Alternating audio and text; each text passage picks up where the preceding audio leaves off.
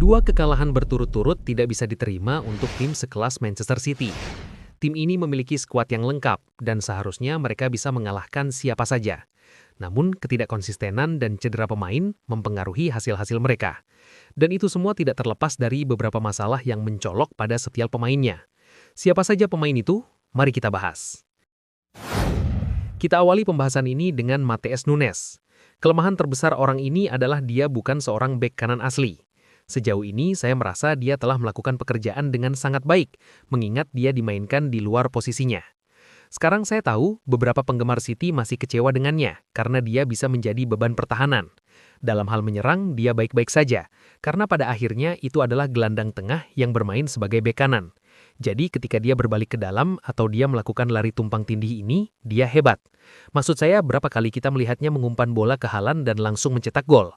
Jadi dia sangat bagus dalam hal menyerang dan jauh lebih baik dalam membangun serangan sebagai bek kanan, karena dia tidak berada dalam banyak situasi sulit seperti saat berada di tengah lapangan. Ingat, pada suatu saat, Pep pernah mengatakan bahwa Nunes tidak cukup pintar untuk bermain di tengah. Nah, jadi itu bukan masalah ketika dia menguasai bola sebagai bek kanan. Nunes bisa menjadi bek kanan yang bagus karena fisiknya.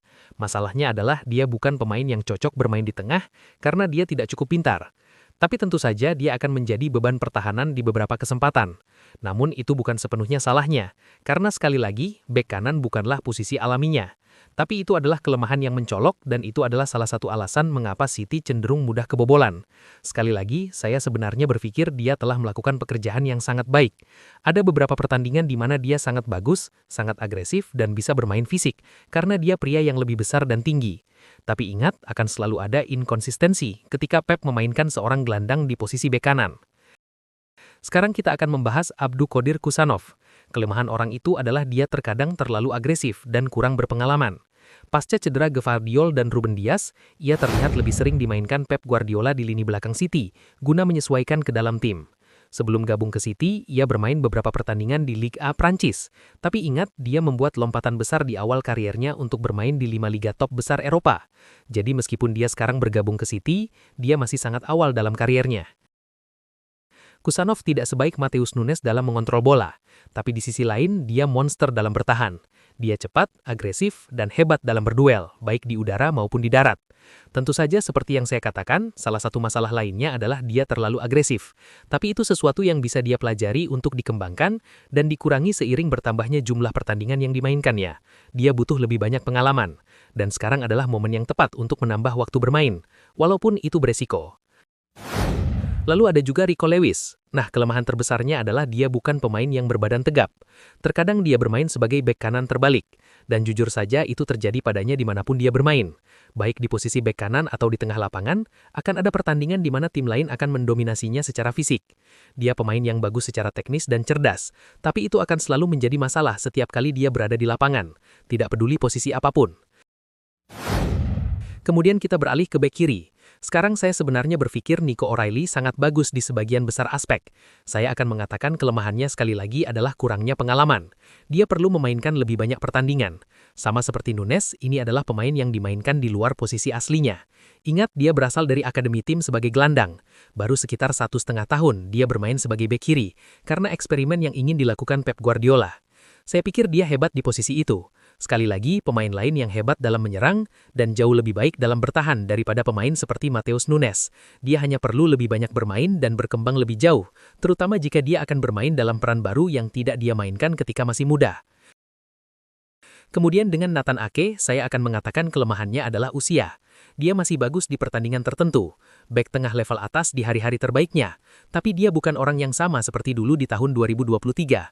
Anda tidak akan mendapatkan banyak penampilan yang konsisten, dan itu sudah terlihat di beberapa laga City. Contoh nyata ketika City berhadapan dengan Leverkusen di Liga Champions beberapa bulan yang lalu, lini belakang City benar-benar rapuh kala itu. Tapi sekali lagi, itu tidak seperti dulu. Jadi mencari peningkatan di posisi bek tengah akhirnya harus menjadi prioritas utama City, dengan mendatangkan Marc Guehi. Mungkin dengan Vitor Reis yang kembali dari masa pinjaman bisa melakukan pekerjaan yang bagus, tapi tetap saja kurangnya jam terbang menjadi kendala tersendiri. Lalu ada juga John Stones. Rasa-rasanya jangan terlalu berharap banyak pada pemain ini, ditambah lagi cedera berkepanjangan yang otomatis berpengaruh terhadap performanya. Kita beralih ke Max Elneny. Ia dipanggil kembali ke Manchester City pada 5 Januari 2026 untuk memberikan perlindungan atas cedera jangka panjang yang diderita oleh Ruben Dias dan Joško Gvardiol. 2 hari kemudian pada 7 Januari 2026, ia melakukan debutnya di tim utama dan memberikan penampilan yang mengesankan dalam hasil seri 1-1 melawan Brighton di kandang sendiri. Pekan terobosannya berlanjut pada 10 Januari 2026, ketika ia mencetak gol pertamanya untuk klub pada debutnya di Piala FA di pertandingan putaran ketiga melawan Exeter City, yang berakhir dengan kemenangan 10-1. Tentu saja seperti yang sudah saya katakan, salah satu masalah lainnya adalah dia masih terlalu muda. Tapi itu sesuatu yang bisa dia pelajari untuk dikembangkan dan dikurangi seiring bertambahnya jumlah pertandingan yang dimainkannya. Dia butuh lebih banyak pengalaman. Dan sekarang adalah momen yang tepat untuk menambah waktu bermain, walaupun itu beresiko. Sekarang kita beralih ke lini tengah. Nama Rodri menjadi sorotan, usia timnya kalah dari Bodo di Liga Champions. Bahkan Pep Guardiola sampai angkat bicara secara terbuka mengenai performa Rodri yang belakangan ini menurun. Gelandang Manchester City itu dinilai belum kembali ke level terbaiknya setelah menjalani masa pemulihan panjang akibat cedera. Rodri memang baru kembali bermain penuh dalam beberapa laga terakhir, namun penampilannya dianggap jauh dari standar tinggi yang biasa ia tunjukkan. Sejumlah kesalahan dan penurunan intensitas terlihat dalam beberapa pertandingan penting. Situasi tersebut bukan sesuatu yang mengejutkan. Ia menegaskan bahwa waktu dan kesabaran menjadi kunci untuk mengembalikan Rodri ke performa puncak. Pep mengaku tidak terkejut dengan performa Rodri saat ini. Ia bahkan sudah memperingatkan sejak Oktober bahwa sang pemain mungkin belum akan kembali ke level terbaiknya dalam waktu dekat. Rodri sendiri sebelumnya mengakui bahwa ia masih membutuhkan waktu berbulan-bulan untuk kembali ke level terbaiknya. Meski demikian, ia menegaskan kondisi fisiknya sangat kuat dan motivasinya tetap tinggi. Lalu ada Nico Gonzalez. Kelemahannya bukan karena dia bukan Rodri, tetapi mobilitasnya. Dia tidak akan menempuh jarak yang jauh. Dia bukan orang yang paling atletis. Sekali lagi, dia tidak perlu seperti itu. Dia tahu di mana harus memposisikan diri untuk memenangkan duel dan mencegat umpan.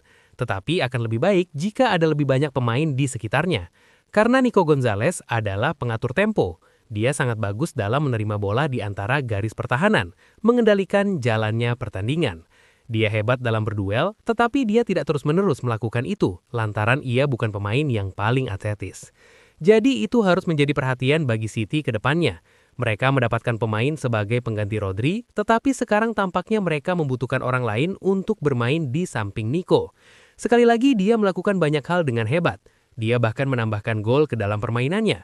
Sangat bagus dalam mengontrol bola. Dan meskipun dia bukan pemain yang paling atletis, dia masih bisa mencegat bola, memenangkan perebutan bola 50-50.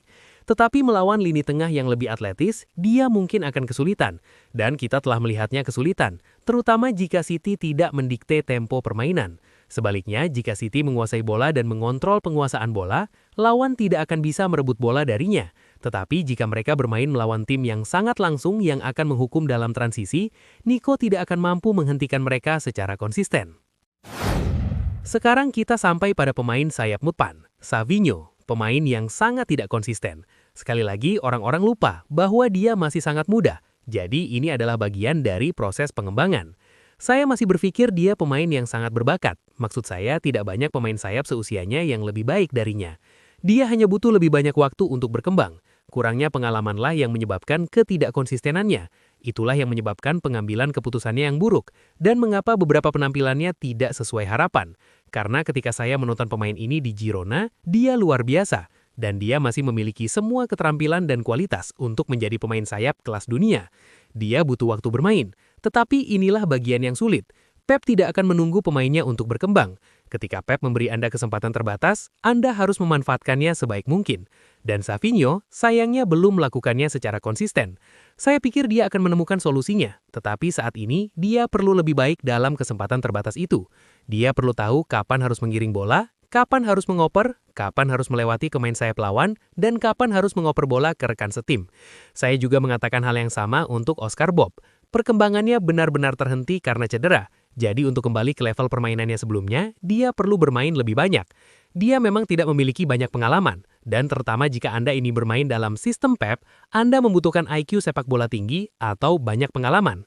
Baik Oscar Bob maupun Savinho memang tidak memiliki banyak waktu bermain, jadi penggemar City hanya perlu bersabar, karena ketika mereka bermain dengan baik, insya Allah mereka akan menjadi pemain sayap yang luar biasa. Sekarang kita beralih ke Omar Marmush, pemain serba bisa di lini depan yang bisa ditempatkan di posisi sayap selain striker. Sejujurnya saya merasa kasihan, karena saya rasa dia tidak memiliki kelemahan yang mencolok.